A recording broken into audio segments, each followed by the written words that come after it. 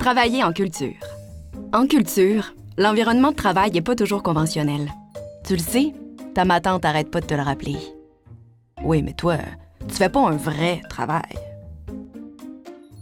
C'est vrai que si pour plusieurs travailleurs culturels, l'environnement de travail est identique à celui de tout autre domaine, pour d'autres, il peut ressembler à ça. Ça. Ou même ça. Ah non, mais je réfléchis à mon prochain scénario. C'est cependant pas parce que nos lieux de travail sont flous que les frontières entre collègues doivent l'être aussi. Parce qu'un environnement de travail, c'est pas que ça. Ou ça. C'est ça. Dans un environnement de travail, ce qui compte au final, c'est donc pas le lieu, mais la relation qui s'installe entre collègues. Et ce, même si votre collaboration n'a pas lieu dans un environnement physique, mais plutôt dans cet endroit étrange et futuriste qu'on appelle le web. Comme par nature, l'environnement de travail en culture est souvent éphémère, les relations entre collègues le sont aussi. Il est donc facile d'y créer une ambiance propice au harcèlement.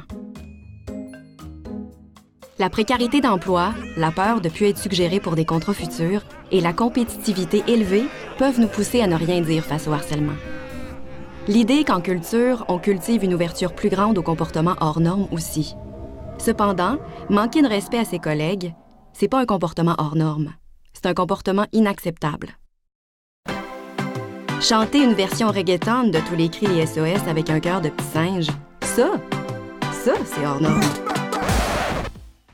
Je sais pas. Je trouve ça plutôt normal, moi. Soyons donc vigilants pour que chacun de nos environnements de travail se développe sans cultiver quelque forme de harcèlement que ce soit.